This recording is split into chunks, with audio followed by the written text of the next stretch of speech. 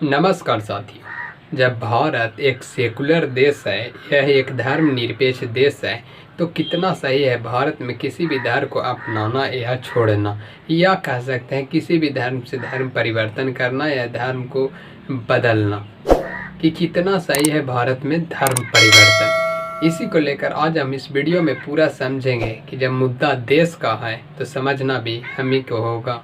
वर्तमान समय में साथियों, अगर आप टीवी न्यूज अन्य किसी न्यूज के माध्यम से आप पढ़ते होंगे या देखते होंगे कि लव जिहाद, मॉब लिंचिंग, धर्म की राजनीति, कास्ट पॉलिटिक्स, ये सब बहुत ही जोरों शोरों से रहती है। क्या है इसके पीछे की वजह, आज पूरा इस वीडियो में समझेंगे। हमारा उद्देश्य किसी जाति या धर्म को बदनाम करने का नहीं है। यह वीडियो ज्ञान के उद्देश्य से बनाया गया है।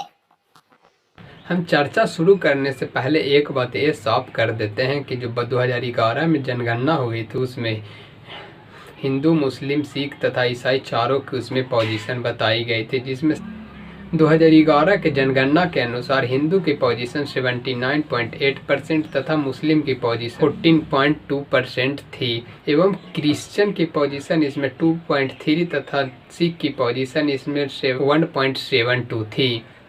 भारत जैसे देशों में होता यह है कि अगर आप एक धर्म को छोड़कर दूसरे धर्म को अपनाने जाते हैं तो अनेक प्रकार से आपको ऊपर टॉर्चर या अनेक प्रकार से उस तरह के धर्म के लोग, उससे जुड़े हुए धर्म गुरु या किसी भी अन्य जो आप समाज में रहते हैं वो आपको दूसरे निगाह से देखने लगते हैं।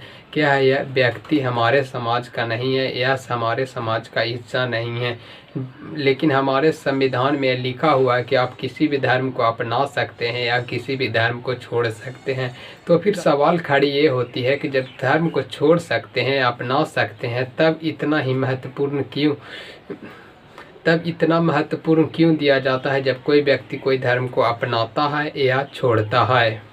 धर्म परिवर्तन की सबसे बड़ी घटना तब देश में शामिल हुई जब एक तमिलनाडु के भीतर मीनाक्षीपुरम गांव में 1981 में हुआ। कुछ यूं कि जो 220 फैमिली की 1100 मेंबर ने रातों रात अपना धर्म इस्लाम को कबूल कर लिया। उस पूरे देश के धर्म गुरुओं तथा अन्य को लगने लगा, गवर्नमेंट को लगने लगी कि धर्म परिवर्तन सही नहीं है।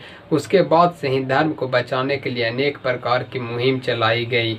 उसके बाद से ही हमारे देश में धर्म का प्रचार मुख्य रूप से जोड़ तोड़े से होने लगा कि यह हमारा धर्म इतना बढ़िया है, यह हमारा धर्म इतना बढ़िया है। उसी के बाद देश में बीएचपी तथा जो और भी हिंदू संगठन या मुस्लिम संगठन थे सब सक्रिय हो गए। सब अपने धर्म को बचाने के लिए कूद पड़े कि हमारा धर्म पावरफुल है, हमारा पावर मेजर में रहना चाहिए, हमारे धर्म के लोग सबसे ज़्यादा हैं, हमारा धर्म के लोग सबसे कम है, तो इसे बढ़ाएं कैसे। इसी तरह की मुहिम पूरी देश में छिड़ गई। उसके बाद से धर्म परिवर्तन की अनेक घटनाएं आपको देखने को मिलती होगी तथा उससे जुड़ी हिंसा भी आपको देखने को मिल ही जाती होगी। 2016 के एक बयान के मुताबिक जो बीएचपी के जनरल सेक्रेटरी वाई रघुवल्ले जी थे, उन्होंने बताया था कि जो तकरीबन 8 लाख हिंदू एक धर्म से दूसरे धर्म में परिवर्तित होते हैं। मतलब हिंदू से दूसरे धर्म में वह परिवर्तन होते हैं, चाहे उसमें इस्लाम हो या तो ईसाई हो या तो सिख हो। कुछ हिंदुओं इस्लाम में कबूल करते हैं तथा कुछ ईसाइयों में तथा कुछ सिख में उसे कबूल करते हैं। एक डाटा के अनुसार और यह भी बताया गया है जो 63,000 बार हैं जो हर एक साल हिंदू धर्म को अपनाते हैं। वर्तमान समय में आप लव जिहाद को बहुत ज़्यादा जोरों शोरों से सुन रहे होंगे। लव जिहाद का क्या है मतलब, आज इसको समझते हैं। लव एक इंग्लिश वर्ड का शब्द है। इस्लाम में जिहाद का मतलब होता है, आप साधारण शब्द में उसे परिवर्तन से तुलना कर सकते हैं कि किसी भी चीज़ को परिवर्तन किस तरह से किया जाए, चाहे वो लव जिहाद हो या ज़मीन जिहाद हो। लव जिहाद में होता यह है कि अगर आप हिंदू धर्म की लड़की हैं, अगर किसी अन्य धर्म या मुसलमान या इस्लाम धर्म के लोगों से आप शादी कर लेते हैं, बाद में वो आपको धर्म परिवर्तन करने के लिए प्रेशराइज करते हैं, प्रेशर क्रिएट करते हैं कि तुम धर्म परिवर्तन कर लो, तो इसके विरुद्ध आप केस कर सकते हैं। इसके लिए वर्तमान में हमारे यूपी गवर्नमेंट ने एक कानून को भी पारित कर दिया। लेकिन इसमें कामयाब अगर कानून को पारित कर दिया तो इसका ही दूसरा रूप मॉब लिंचिंग भी है। जो मॉब लिंचिंग का अगर आप शाब्दिक अर्थ समझना चाहिएगा तो शाब्दिक अर्थ उसका होता है इनके द्वारा नियंत्रित रूप से उसका हमला करके किसी भी व्यक्ति को जान ले लेना, उसको मॉब लिंचिंग कहलाता है।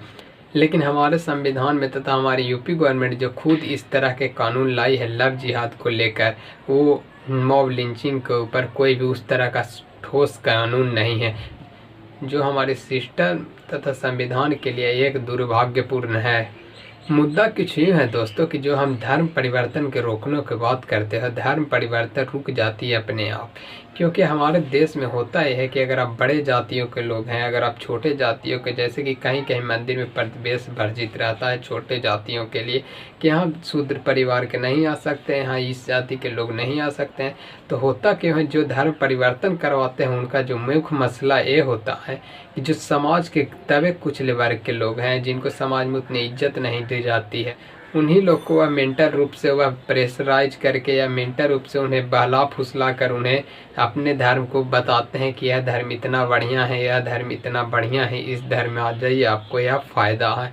क्योंकि इसके लिए जिम्मेवार भी हम हैं, क्योंकि हम ही अपने धर्म के लोगों को इतना सहूलियत अपने धर्म में देते नहीं हैं, जिसके कारण उनको भी लगता है नहीं यह धर्म इतना सही है, इसमें हमें बराबर का अधिकार मिलता है। इसीलिए हुआ था। क्योंकि मीनाक्षीपुरम घटना की बात की जाए तो उसमें जो ये पूरे के पूरे जो मीनाक्षीपुरम गांव के लोग थे वह एससी समुदाय के थे। जो एससी समुदाय के वह पूरे जो गांव जो दबे कुचले वर्ग के थे वह पूरे एक साथ इस्लाम को कबूल कर लिया था। उसका ही एक नतीजा आपको उदाहरण स्वरूप प्रस्तुत है। अब धर्म परिवर्तन कराने वाले लोग को क्या पता उनको क्या धर्म से पॉजिटिविटी मिलती है, क्या उस तरह से काम करने में मनसा मिलती है जिससे कि उनको लगता है कि हम मेजर में हैं, हम माइनर में हैं तो हमें मेजर में आना है, हमें कुछ उस तरह से धर्म परिवर्तन करवाना है। ये तो वाद की बात है। लेकिन इसके बावजूद भी हमारे देश में होती ये है कि अगर अब त्योहारों का मौका या कोई क्राइसिस आ जाती है तो सब एकजुट से सब एक धर्म एकजुट होकर काम करते हैं। जैसे कि आप त्योहारों के मौका पर ही देखते होंगे कितनी अच्छी अच्छी तस्वीर आ जाती है जो धर्म को रिप्रेजेंट या सब धर्म स्वभाव सब धर्म को मिलकर काम करने के लिए प्रेरित करती हैं। उसी तरह जैसे कि हमारे देश में अगर कोई क्राइसिस आ जाती है, कोई महामारी आ जाती है तो हम लोग सब धर्म मिलकर एक साथ काम करते हैं। उसी तरह से अन्य दिनों में क्यों न होना चाहिए।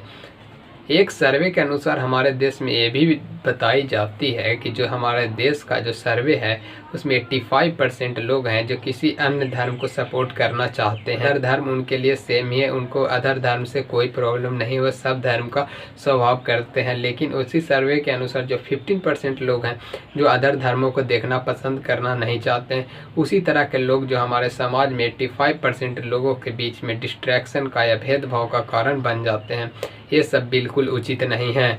इसके लिए हमें एक तरह से जागरूक होकर जिस तरह से हम त्यौहार या अन्य किसी मौके पर एक तरह से संगठित होकर महामारी के दौर में रहते हैं, उसी तरह से हमें हर एक समय देश को मजबूत बनाने के लिए सब सर्वधर्म स्वभाव होना बिल्कुल ज़रूरी है। अगर इसके पीछे सॉल्यूशन की बात करें दोस्तों तो सॉल्यूशन इसके लिए ये हो सकती है कि इंटरकास्ट मैरिज को चालू किया जाए। हमें सब धर्म को उतना ही बराबर इज्जत दिया जाए, जाति को उतना ही इज्जत दिया जाए जितना कि अदर जातियों को दिया जाता है, जितना कि अलग धर्मों को दिया जाता है। इससे हमारे देश में डर का भाव कम होगा, जिससे लोगों को लगेगा कि नहीं यह भी धर्म बिल्कुल हमारे ही जैसा, इसमें भी कोई खराबी नहीं है। आशा करता हूँ कि आपको यह वीडियो अच्छा लगा होगा। अगर आप हमारे चैनल पर नए हैं तो आपको बता दें कि अब हमारा एक खास सेगमेंट सोचिएगा ज़रूर बहुत ही जल्द आने वाला है, एक मज़ेदार सीरीज रहेगा, सोचिएगा ज़रूर। मेरा नाम है अभिषेक, धन्यवाद।